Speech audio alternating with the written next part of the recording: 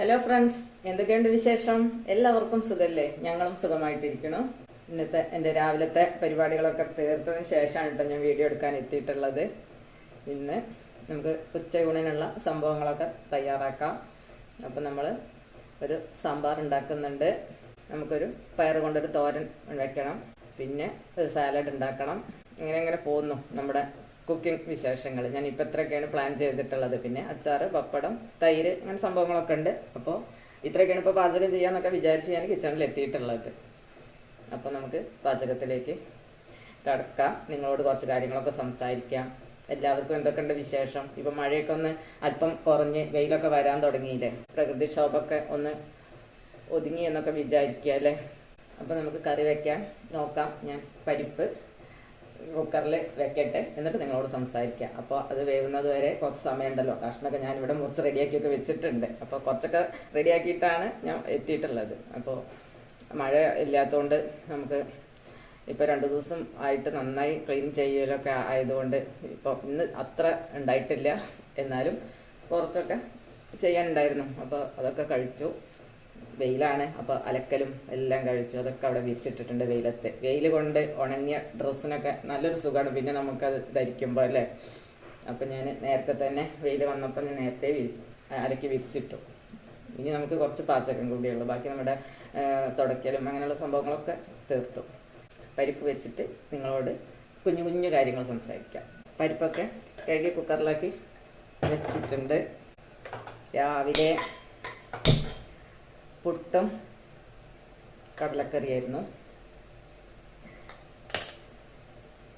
അപ്പോൾ നമ്മുടെ പരിപ്പ് അവിടെ ഇരുന്ന് വേവട്ടെ, നമുക്ക് അല്പം കാര്യങ്ങളൊക്കെ സംസാരിക്കാം. അപ്പോൾ ഇന്ന് ഞാൻ നിങ്ങളോട് ഒരു ബുദ്ധവചനത്തോട് കൂടിയിട്ടുള്ള ഒരു കാര്യങ്ങൾ പറയാം. സ്നേഹം കൊണ്ട് വെറുപ്പിനെയും, പുണ്യം കൊണ്ട് പാപത്തെയും, ഔദാര്യം കൊണ്ട് പിശുക്കിനെയും, സത്യം കൊണ്ട് അസത്യത്തെയും മറികടക്കാൻ സാധിക്കും. എന്താന്ന് മനസ്സിലാക്കുക അല്ലേ?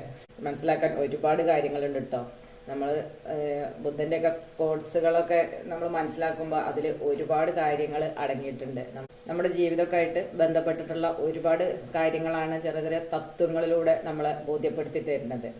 സ്നേഹം കൊണ്ട് വെറുപ്പിനെ നമുക്ക് മറികടക്കുക എന്നുള്ളത് ആദ്യം അതന്നെ എടുക്കാം.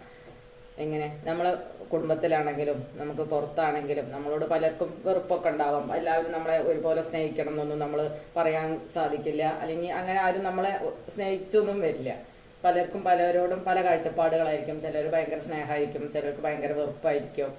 ചിലർ അതിൻ്റെ രണ്ടിൻ്റെയും കൂടി നടുക്ക് നിൽക്കുന്ന സ്നേഹമുണ്ടോ, ഉണ്ട്, എന്നാൽ ഇല്ലേ, ഇല്ല എന്നുള്ളൊക്കെ ഒരു ലെവലിലൊക്കെ ഉള്ള ആൾക്കാരുണ്ടാവും. അങ്ങനെ പലരും പല ടൈപ്പല്ലേ നമ്മുടെ ചുറ്റിലുള്ള ആൾക്കാർ. ഇപ്പം നമ്മുടെ ഓൺ ഫാമിലി ആയിക്കോട്ടെ, പുറത്തുള്ളവരായിക്കോട്ടെ, ഫ്രണ്ട്സ് ആയിക്കോട്ടെ, എല്ലാവരും അങ്ങനെയൊക്കെ തന്നെയാണ്. അപ്പോൾ നമ്മളോട് ഇഷ്ടമില്ലാത്ത ആൾക്കാരെ, അല്ലെങ്കിൽ നമ്മളോട് സ്നേഹം കാണിക്കാത്ത ആൾക്കാരെ, അല്ലെങ്കിൽ നമ്മളോട് എന്തെങ്കിലും കാര്യത്തിനൊക്കെ നമ്മൾ വെറുത്തു പോയ ആൾക്കാരാവാം. അവരെയൊക്കെ നമുക്ക് നമ്മളോട് അടുപ്പിക്കാൻ കഴിയും. ഇങ്ങനെ സ്നേഹത്തിലൂടെ. അവർ നമ്മളെ എത്ര വെറുക്കുന്നുണ്ടോ അത്ര നമ്മൾ അവരെ സ്നേഹിച്ചിട്ട് നമുക്കത് മനസ്സിലാക്കി കൊടുക്കാൻ സാധിക്കും. നമ്മുടെ വാക്കുകളിലൂടെ, പ്രവൃത്തികളിലൂടെയൊക്കെ നമുക്ക് നമ്മൾ വെറുക്കുന്ന ആൾക്കാർക്ക് നമ്മൾക്ക് അവരോട് സ്നേഹമാണ് എന്നുള്ളത് നമുക്ക് തീർച്ചയായിട്ടും മനസ്സിലാക്കി കൊടുക്കാൻ സാധിക്കും. സ്നേഹം കൊണ്ട് വെറുപ്പിനെ അതിജീവിക്കാൻ പറ്റും. നമ്മൾ വെറുത്തവരെയൊക്കെ നമ്മൾ അങ്ങനെയാണ്, സ്നേഹം കൊണ്ട് വേണം അവരെയൊക്കെ കീഴ്പ്പെടുത്താൻ. തീർച്ചയായിട്ടും ഏതൊരാളെയും നമുക്ക് കീഴ്പ്പെടുത്താൻ പറ്റുന്നത് സ്നേഹം കൊണ്ട് മാത്രമാണ്. പണം കൊടുത്തിട്ടോ അല്ലെങ്കിൽ മറ്റ് സമ്മാനങ്ങൾ നൽകിയിട്ടൊക്കെ അതൊക്കെ അല്പസമയത്തേക്ക് മാത്രമേ ഉണ്ടാവുള്ളൂ. സ്നേഹം ആണ് നമ്മളെപ്പോഴും അവർ ഓർത്തിരിക്കുന്ന ഒരു സംഭവം. നമ്മൾ സ്നേഹമായിട്ടൊന്ന് സംസാരിച്ച് നോക്കൂ, അല്ലെങ്കിൽ സ്നേഹമായിട്ടൊന്ന് തലോടി നോക്കൂ. അങ്ങനെ ഓരോ സ്നേഹത്തിൻ്റെ ഓരോ ഭാവങ്ങളിലൂടെ നമ്മൾ അവരോട് ഇടപഴകിയിട്ടുണ്ടെങ്കിൽ തീർച്ചയായിട്ടും അവർ നമ്മളെ ഓർത്തിരിക്കും. അല്ലെങ്കിൽ നമ്മളോടുള്ള എത്ര വെറുപ്പുണ്ടോ അതൊക്കെ അവർക്ക് മാറാനുള്ള ചാൻസും കൂടുതലാണ്. അപ്പം ആ ഒരു വരിൻ്റെ കാര്യങ്ങൾ ഇത്രയാണ്. പുണ്യം കൊണ്ട് പാപത്തെയും. നമ്മൾ ഒരുപാട് തെറ്റുകളൊക്കെ ചെയ്തിട്ടുണ്ടാവാം, അല്ലെങ്കിൽ നമ്മൾ പല മോശമായ കാര്യങ്ങളൊക്കെ ചെയ്തിട്ടുണ്ടെങ്കിലും കൂടി പിന്നീട് നമ്മൾ പുണ്യം ചെയ്തിട്ട് അല്ലെങ്കിൽ നല്ല പ്രവൃത്തികളിലൂടെ നമുക്ക് ആ ചെയ്ത മോശം കാര്യത്തെ നമുക്ക് മറികടക്കാൻ സാധിക്കും. നമ്മുടെ പുരാണങ്ങളിലെടുത്ത വാൽമീകി തന്നെ പാപം ചെയ്തിട്ടായിരുന്നു, പിന്നീട് പ്രവൃത്തിയിലൂടെയാണ് പുണ്യാത്മാവായി മാറിയത് അല്ലേ? അപ്പോൾ മക്കളെ ഭാര്യേനെയൊക്കെ നോക്കാൻ വേണ്ടിയിട്ടാണ് പാപം ചെയ്തിട്ടുണ്ടായിരുന്നത്. കാരണം അതിൽ കടന്നു പോകുന്ന സന്യാസിമാരുടെ തന്നെ പിടിച്ചു പറിച്ചിട്ടൊക്കെയാണ് മക്കളെയും ഭാര്യയൊക്കെ പോയിട്ടിരുന്നത് എന്നൊക്കെയാണ് നമ്മൾ പുരാണങ്ങളിൽ വായിച്ചിട്ടുള്ളത്. പിന്നീടുള്ള ജീവിതത്തിന് മാറ്റിയെടുത്തു. കാരണം പാപം ചെയ്ത ഒരാളായിരുന്നിട്ട് കൂടി പിന്നീട് ചെയ്ത പുണ്യകർമ്മങ്ങളിലൂടെ അദ്ദേഹം പുണ്യാത്മാവായിട്ട് മാറി.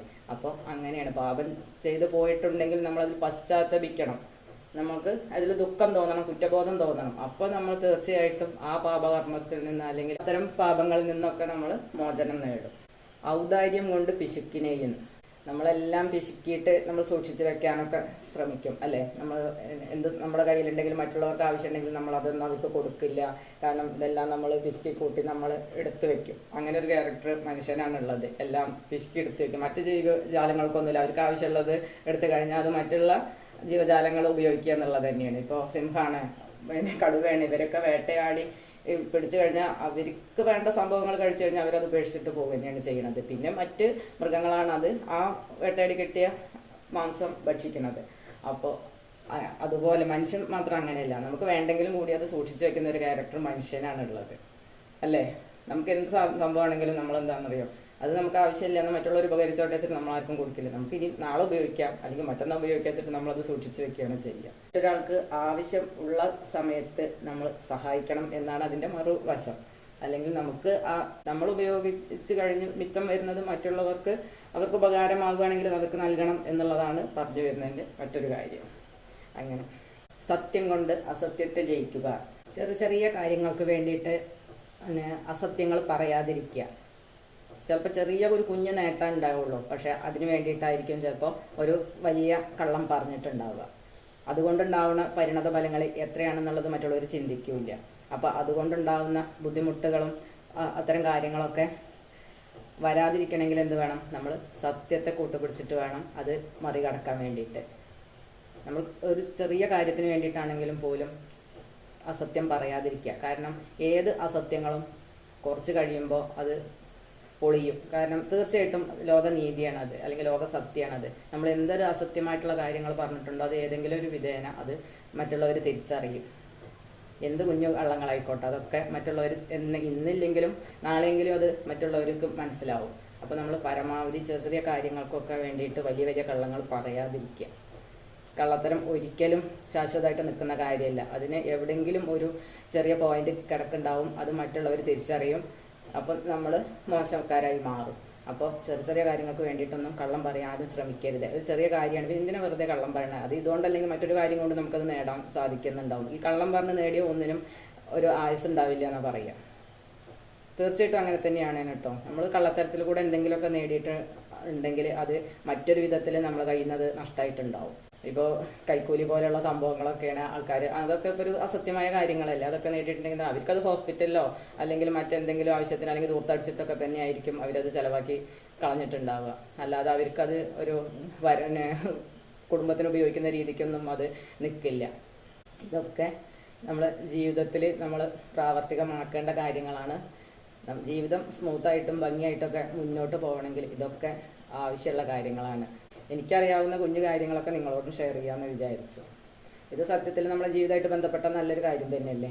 നമ്മൾ എല്ലാവരും മനസ്സിലാക്കേണ്ട കാര്യമാണ്. കുടുംബജീവിതമൊക്കെ നയിക്കുമ്പോൾ എല്ലാവരും ഇത്തരം കാര്യങ്ങളൊക്കെ മനസ്സിലാക്കി മുന്നോട്ട് പോകുന്നതാണ് ഏറ്റവും ബെസ്റ്റ്. നമുക്ക് ചെറിയ ബുദ്ധിമുട്ടും കഷ്ടപ്പാടൊക്കെ താൽക്കാലികമൊക്കെ ഉണ്ടാവും. അതൊക്കെ കുറച്ച് മാസങ്ങളെ കൊണ്ടോ കുറച്ച് വർഷങ്ങളെ കൊണ്ടൊക്കെ മാറിപ്പോകും. ചിലപ്പോൾ നമ്മൾ കുറച്ച് ദിവസങ്ങൾ കാത്തിരുന്നാൽ മതിയാവും നല്ലതിന് വേണ്ടിയിട്ട്. ചിലപ്പോൾ നമ്മളൊരു മാസം കാത്തിരിക്കേണ്ടി വരും, ചിലപ്പോൾ വർഷങ്ങൾ കാത്തിരിക്കേണ്ടി വരും. ഇങ്ങനെയൊക്കെ തന്നെയാണ് ലൈഫ്. അത് നമുക്കൊരു ബെസ്റ്റ് ടൈം എന്ന് പറഞ്ഞൊരു സമയം വരും. നമ്മളതിനു മുൻപേ എത്ര തലകുത്തി മറിഞ്ഞാലും നമ്മൾ ആ പോയിന്റിലെത്തില്ല. ഇതൊക്കെ ജീവിതത്തിലുള്ള കാര്യങ്ങളാണ്. പിന്നെ മനുഷ്യനായി ഏറ്റവും വേണ്ട ഒന്നെന്താണ്? സ്വസ്ഥതയും സമാധാനം. ബാക്കിയൊക്കെ നമുക്ക് എങ്ങനെയെങ്കിലും ഉണ്ടാക്കിയെടുക്കാൻ പറ്റും. മനുഷ്യ ജീവിതത്തിൽ ഏറ്റവും വേണ്ട 2 കാര്യങ്ങൾ ഏതാണെന്ന് ചോദിച്ചാൽ സ്വസ്ഥതയും സമാധാനമാണ്. അതുണ്ടെങ്കിൽ നമുക്ക് പകുതി നമ്മുടെ ജീവിതത്തിൻ്റെ ഭാരം ഒഴിഞ്ഞു എന്ന് പറയാം. ഈ 2 സാധനം ഇല്ലെങ്കിൽ എന്തെന്നെ ഉണ്ടായിട്ടും കാര്യമില്ല അല്ലേ. നിങ്ങളൊന്ന് ആലോചിച്ച് നോക്കും. നമുക്ക് എല്ലാം ഉണ്ട്, സമ്പത്തുണ്ട്, പിന്നെ ജോലിയുണ്ട്, എല്ലാം ഉണ്ട്, വീടുണ്ട്, കാറുണ്ട്, എല്ലാം ഉണ്ട് നമുക്ക്. പക്ഷെ എന്താണ്? സ്വസ്ഥത, സമാധാനം. നമ്മുടെ വീട്ടിൽ ഒരാൾ മതി നമ്മുടെ സ്വസ്ഥത നശിപ്പിക്കാൻ. അല്ലെങ്കിൽ നമ്മുടെ പുറത്തുനിന്ന് നമുക്ക് എന്തെങ്കിലും പ്രഷർ ഉണ്ടായാൽ മതി. അല്ലെങ്കിൽ നമുക്ക് എന്തിനെങ്കിലും കാര്യം കൊണ്ട് നമുക്ക് നമ്മുടെ സ്വസ്ഥത നഷ്ടപ്പെടാൻ ചെറിയ കാര്യങ്ങളൊക്കെ മതിയാവും. അപ്പോൾ അത്തരം പ്രഷറുകളൊന്നുമില്ലാതെ ഹാപ്പി ആയിട്ട് മുന്നോട്ട് പോകുന്നത് തന്നെയല്ലേ ഏറ്റവും ബെസ്റ്റ്. അപ്പോൾ ജീവിതത്തിൽ ചെറിയ കള്ളങ്ങളൊക്കെ പറയാതിരിക്കുക. ചെറിയ കാര്യങ്ങൾക്ക് വേണ്ടി കള്ളങ്ങൾ പറയാതിരിക്കുക. അപ്പോൾ നമ്മൾ അങ്ങനെയൊക്കെ നമ്മുടെ ലൈഫിനെ നന്നാക്കി കൊണ്ടുപോയിട്ടുണ്ടെങ്കിൽ ഒരു ബെറ്റർ ലൈഫ് തന്നെ എല്ലാവർക്കും ഉണ്ടാവും. നമുക്കതല്ലേ വേണ്ടത്. സന്തോഷം, സമാധാനം, സുഖവും എന്ന് പറഞ്ഞൊരു ജീവിതമാണ് നമുക്ക് വേണ്ടത്. അപ്പോൾ എൻ്റെ പാചക പരിപാടികളൊക്കെ ഇവിടെ സ്റ്റോപ്പായി നിൽക്കുകയാണ്. ഞാൻ തുടങ്ങട്ടെ. പരിപ്പ് വെന്ത് വിസിലോ ഞാൻ ഓഫാക്കി വെച്ചു കേട്ടോ. അപ്പോൾ ഇനി നമ്മൾ സാമ്പാർ ഉണ്ടാക്കണം, ഉപ്പേരി വെക്കണം, പണികളൊക്കെ നോക്കട്ടെ. എല്ലാം ഇവിടെ റെഡിയാക്കി വെച്ചിട്ടുണ്ട്, ചെയ്താൽ മതി. അപ്പോൾ ഇന്ന് സംസാരിച്ചിട്ട് തന്നെ കുറേ സമയം പോയി. കറിയൊക്കെ പെട്ടെന്നാവും. പരിപ്പ് വെന്ത് കഴിഞ്ഞില്ല, ഇനിയിപ്പോൾ എന്തെല്ലാം കൂടെ ഒരുമിച്ച് ഇടുക.